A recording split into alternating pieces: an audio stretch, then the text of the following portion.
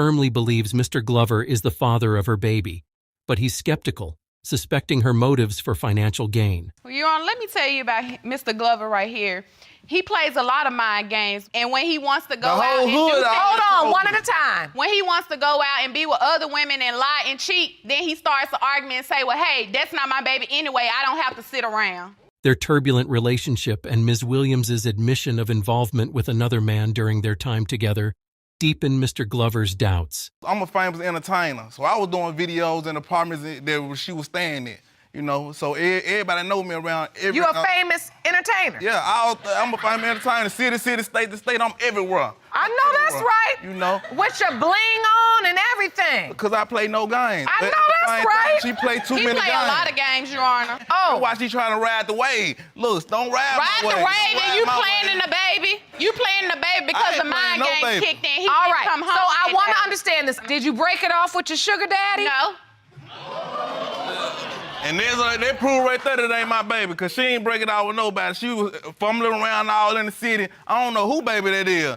You got back together and you found out you were pregnant. Correct. When you found out you were pregnant, you told him. You said, hey, Ralph, I'm pregnant.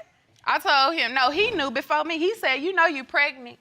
When I went to the doctor and found out, he was like, yeah, we gonna be a family. Oh, I hope it's a boy, because he already got a daughter. Ms. Williams vehemently denies infidelity, despite a friend's conflicting account, insisting on her faithfulness. When we first met, we no were friends. You were friends. After he discovered that I was something that he wanted, he took me off the market, knowing that I had a whole nother sugar daddy taking care of me. Ms. Williams, at that time, then you say you went back on the market. I went back on the market because he was lying like he was also going to school. And he was stay on the market. His phone have called me numerous of times with the moans and groans in the background talking about, baby, I love you, and so far on. Suspicions heighten as evidence surfaces of Ms. Williams's close ties to a sugar daddy around the time of conception. Baby, when it comes to a sugar daddy, a daddy ain't gonna be there unless you giving him some sugar. That's incorrect. Oh. How you gonna say that? So do you know if she was giving him some sugar? For one, her and my brother, they got into a verbal disagreement at the end of December 2016. Yeah. Jaleesa called me. She asked me, could I go by their place to pick her up some clothing? So I said, of course, yeah, I'll go by your house. Send me the address. Shoot me the address. She said, well, I'm coming down. So once she came out the front door, which is under this foyer, this is my vehicle. I then pulled under the foyer. Jaleesa got into the vehicle. We had a brisk talk. She was talking. She looked distressed, not stressed. Looked like she had just been roughhousing. After she got her clothes off the back seat, she exited the vehicle very fast. I got to this edge, looked to the right. Dun, dun, dun, dun. This is the vehicle that belongs to the man in question. Oh. Mm-hmm. With conflicting narratives and uncertainty looming, Mr. Glover grapples with the possibility that he may not be the father, despite his name on the birth certificate. She was trying to trap you. She let me her the next day, so I know it's a lie. That's why I say I cut the cake right there. It ain't my baby. We can go on leave now. Yeah, because we was already arguing about him not coming home the day before. It's a sad situation. You a sad person. Now you yourself. sitting up here denying all this about this baby when you been there the whole 9 months. So why all of a sudden he in question only when you mad? Well, let's be clear. And how can you say something and you threw the baby shower? If you was in doubt, why did you proceed with this? As they anxiously await the DNA test results, both Ms. Williams and Mr. Glover yearn for clarity and resolution in their rowdy situation. When it comes to 10-month-old Ralph Glover III, it has been determined by this court. Mr. Glover, you are the father. So where's my apology? Clap this apology on over this way. Come on. It is uncertain whether Aubrey is his daughter, and he believes the outcome of this court case will determine the fate of his relationship with Ms. Lassio. You're here to prove that he is the father of your 7-month-old daughter, Aubrey, and are hoping to save your family. You plan to leave her if the DNA results prove you are not Aubrey's biological father. Yes, Your Honor. I'm here today to save our family. I've made a mistake, but I know he is the father of Aubrey. Jacob has no trust in me at all. He has a tracker on my phone. A relationship that started with no trust is almost over, and this court might be the only chance. The day that I got the call from the courtroom, he was moving out. He had packed his stuff, ready to be out of the door. I was ready to go. This courtroom has actually saved us as of right now, and I need the results of this paternity today, because if she's not, I'm gone. Apparently, our baby mama professed that she slept with another guy on the date of conception. Why are you doubtful? She had like a guilty conscience, and then that's when she told me she had messed up and she had slept with the other dude, that this could possibly not be my child. She told me that I could only be the possibility, but right when she got her first ultrasound, she found out the conception date, and it was Easter, and she slept with him and me that Easter weekend. How did you end up with another man? We were on like a little break, and I reached out to another guy, and we ended up hooking up. And then I was back together with Jake. Did you use protection? No, we did not. Mr. Abbott went into detective mode, followed all the clues, and finally faced his fiancée about the cheating. Your Honor, she also cheated on me with him a year ago, kept it a secret, and thankfully for my friend telling me, if he would have never told me, I still wouldn't know to this day. And I sat there and I did my little investigation, found a fake Facebook, got into it, and found out everything. And that's when I woke her up and said, you're gonna sit here and deny it now when I have the proof. Throughout this whole time, she's really given me no reason to believe her. That's why we're here today. I wanna know if Aubrey's my girl. What makes matters worse is that this isn't the first time that Ms. Lassio cheated, and it was with the same guy both times. You say a year ago she cheated with the same guy? I slept with him a year prior to that, and that was the first time that I had cheated on Jake. And I wasn't going to admit to it. I wasn't going to lose my family over one horrible choice that I made. Jacob started with always thinking I was cheating. Did you sleep with this man more than one time or just the one time? Just the one time a year ago, and then just the one time at the conception date. So more than one time. It seems weird that our baby mama is so sure that Mr. Abbott is the father, when there is a definite chance that the other guy might be the father as well. Why are you so certain Aubrey is Mr. Abbott's biological child? I know there's no possible way that she is the other guy's. But I know conception, you know conception does not require intention. Yes. How do you know that this other man is not your baby's father? The way that Jake is with her, I believe that's only something a father and daughter can have. I know there's step-parents out there that have great relationships with their children. When he walks in the room, the way that she crawls after him first, that's not something a step-parent or anyone in the world can have. That's only a father and daughter relationship. That Jake is her dad. And do you feel this connection to Mr. Abbott? I do, but with the conception date and her doing that was so close, I can't be certain. Although he has his concerns, he is still very involved in the life of his daughter. And so Aubrey's 7 months old. You've maintained a positive, healthy relationship with her, even though you're doubtful? Yes, Your Honor. I've been there the whole time throughout her pregnancy. She is my daughter. I just need the answers to be sure so we can move forward past this. I feed her, I change her diapers, I'm there. Every minute I'm not at work, I'm there with Aubrey and the rest of our family. You have an older son. Yes. That's not Mr. Abbott's biological child, but he's a father to him as well. Yes, my son knows Mr. Abbott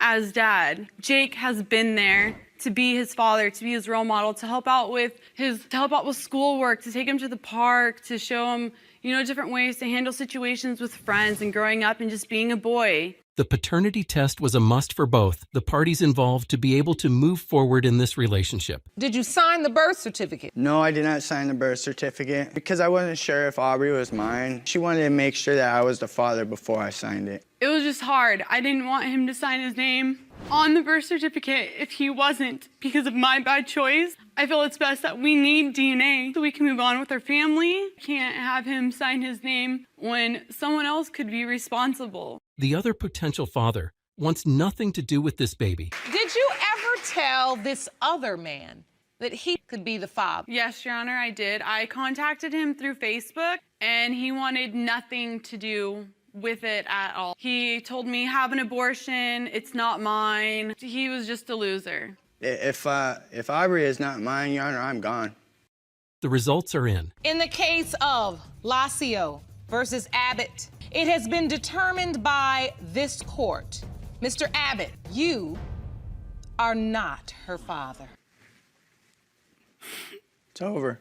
Can you really just walk away? I don't know. There's nothing I can say to fix it. I love you and the kids love you. I think you love them all enough to strongly consider it before you make a decision. I don't have a crystal ball, but my heart says you all have a shot. I wish you all the very best. Ms. Reed and Ms. Austin are in Judge Lake's paternity court trying to tear each other apart over Mr. Wallace. Ms. Reed doesn't want Ms. Austin's child to be for Mr. Wallace, but who knows what the result will be. Let's go digging. Ms. Reed, you are demanding that Ms. Austin have a paternity test administered on her child, whom she claims was fathered by your estranged husband. Yes, Your Honor. You're hoping the DNA test will prove that your husband is not her baby's father. So Ms. Reed is in court fighting for her estranged husband's mistress's baby to not be for him and even trying to get a $5,000 compensation? Okay, whatever the situation might turn out to be, that compensation money just doesn't sound right. Also, seeing Ms. Austin's expression from the stand, that woman doesn't look like she has a dime to give to Ms. Reed. How did you find out about Ms. Austin? Okay, Your Honor, I found out about Mrs. Austin. One day I came in from the hospital from having my second child, and Ranielle's phone rang, and I just so happened to answer the phone. And Mrs. Austin, she said, I'm Ranielle's girlfriend. I said, Ranielle's girlfriend. Did you know that Ranielle was engaged to me? Ms. Reed forgave him again, knowing it was wrong, but she wants Ms. Austin to be the one to pay for alienation of feelings? That has to be a joke. Ms. Reed knew the call was 2-3 hours long, and knew it doesn't take that long to break up with someone, but she wants us to believe Ms. Austin wronged her? Okay. Got back in a relationship with You her. took him back again. Yes. You then married him. Yes. Okay, now, Ms. Austin, how did you get involved with a married man? We hear it may have started before the marriage and continued. When I met Ranielle, they was not married. Oh no! Neither of these two women can see that Mr. Wallace is the problem. They keep putting the blame on each other instead of the man that is bumping their heads, and now that's a big problem. Ms. Austin says Mr. Wallace must have come to her because Ms. Reed wasn't taking care of the home right. Okay. That means that she didn't mind playing the role as his little mistress, because any woman wouldn't sit there and be in a relationship with a man that has a woman. Like, as me as myself, I have respect, and I don't want to be no one's mistress. So, Ms. Austin, what's your response to that? Well, he led me on. When they was married, Ranielle was calling, he was texting me. So, Mr. Wallace is a bummer who collects money from both of these women to take care of them? That man seems to know his game too well. Jumping from one ship to the other and still making them feel like they are the problem is one hell of a pretty good job for him. How was he the father of her child when there was another man involved? My ex-boyfriend, the ones who she go with down. I don't know if they go together. Oh, wait now. Say that again. Yes, the man that's the other person who they say that is my daughter Muriel's father is her man, then my ex, who that she is dating now. Whatever reason Miss Reed did, that still doesn't make it. It just makes the whole drama get worse and even messier. Going after Miss Austin's ex for revenge won't remove a strand of hair from Mr. Wallace's body, ma'am. It looks like Mr. Wallace has been playing both sides and really enjoying the game. You married to Ms. Reed. Yes. But you were sleeping with Ms. Austin. Yes. You had a baby with Ms. Reed. 3, Your Honor. 3. Correct. You might have a baby with Ms. Austin. This is starting to look like a circus show filled with clowns. Mr. Wallace doesn't feel any remorse. Ms. Reed doesn't cook or clean, and her husband got bored of their marriage. Ms. Austin's money is being used to keep the unnecessary marriage going. What in God's name is happening here? Yes, because I feel like ever since Ranielle had other kids on my kids get the short end of the stick. They rarely see their dad. Like when I take them to see him, I have to like leave them with him in order for them to spend time with their father. So I feel like before her child even got in the picture, Ranielle was there for my kids for whatever. Like, It's fine to get emotional, but your husband went looking for her Ms. Reed. Even Ms. Reed agreed Mr. Wallace was straight up lying to Ms. Austin. This case is as messy as the muddiest water in a pond. These three individuals need like a reset button or something. Thank you so much. Now, what brings you to court today? What would you like to add? I also have a 5-month-old child by Mr. Wallace that he claims he's not the father of. You also have a 5-month-old child that you say was fathered by Mr. Wallace, but he's denying that child as well. Yes. Hold on 1 second, just 1 second. We're gonna get down to the bottom of this, but first I need to deal with the people in front of me. Oh, there's another woman with a baby possibly by Mr. Wallace? Sorry to break to you, Ms. Reed, that's not your husband. He's for everybody. And just like Judge Lake mentioned, Ms. Austin didn't destroy that marriage, your husband did. Let's hear those 4 or 5 words. Mr. Wallace, you are her father. Told you, dummy. She looks just like you, dummy. Everything, dummy. you sitting there saying that, but you wishing on strings. Sorry. No, Yes. not really. Yes. No, Yes, you are hoping on strings. No, Yes, because no, you slept Ranielle.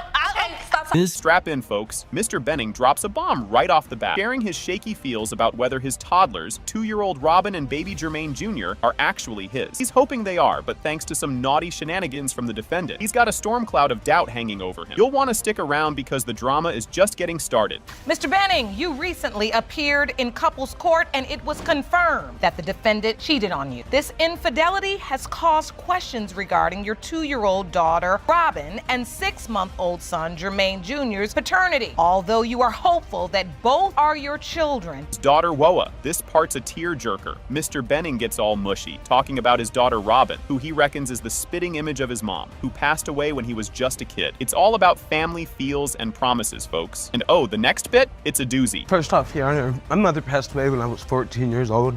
She was my best friend. We spent every waking moment together. After she died, it, left me hurt. I always wanted a daughter, and I promised I was going to take care of her and treat her like my mother took care of me. Oh, that's so wonderful. I've always stuck by with that. So having a daughter has been so important to you. I waited. Hold the phone. Get this. While Ms. Bodine is busy pushing out a baby, Mr. Benning's phone blows up with a text from another dude claiming he's the real daddy. Talk about bad timing. It's a real soap opera scene. And trust me, you don't want to miss what happens next. It actually happened during labor, Your Honor. I was in the hospital sitting across from Kayla as she was pushing this baby out. And I received a text from a guy telling me to leave the hospital because that's his baby and he needs to be there. What? I am in labor, like literally in the hospital. And I received a text telling me that the child that I'm waiting to come isn't mine. Just when you think it couldn't get more tangled, Ms. Bodine has already done a secret paternity test on the side dude, who's not the dad. Plot twist. The court's all ears, and so should you be because the plot thickens from here. How do you know this other guy is not the biological father? Because, Your Honor, I stood up, did the woman and the mother thing I had to do, and got the other guy tested. Oh.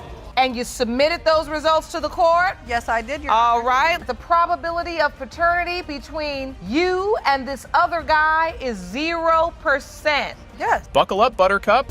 It has been determined by this court. Mr. Benning, you are not the father.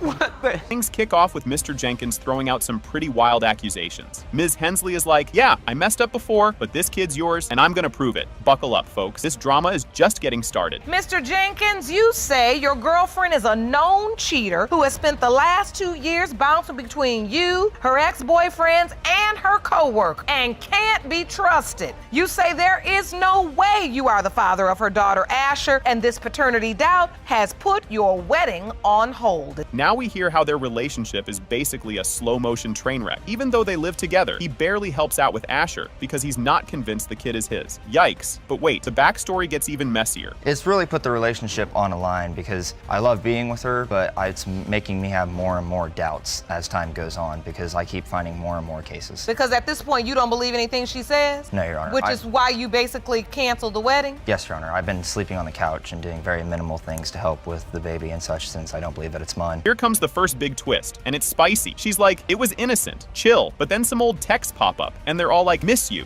or whatever. Awkward. This is just the warm-up, though. There arose one time when we were first together for 4 weeks. We worked at the same location. Text her, and she was going to come over and spend the night. Well, she ended up messaging me saying, hey, I'm staying late until 2 a.m. at midnight is when she was supposed to get off. And I noticed the business was already closed. Then I realized there's only 2 vehicles there, her car and her ex-boyfriend's truck. As if the parking lot thing wasn't enough, Mr. Jenkins is now side-eyeing Ms. Hensley's co-worker. Apparently, her friends were all, girl, ditch Jenkins, but she stayed loyal.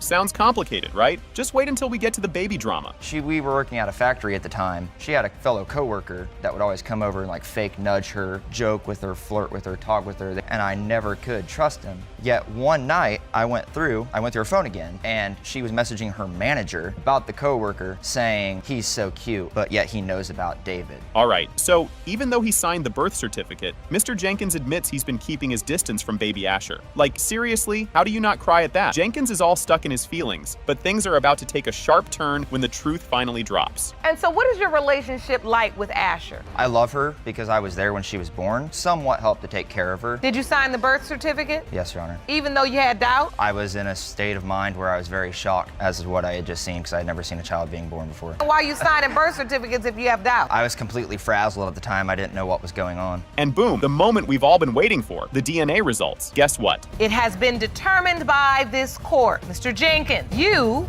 are the father.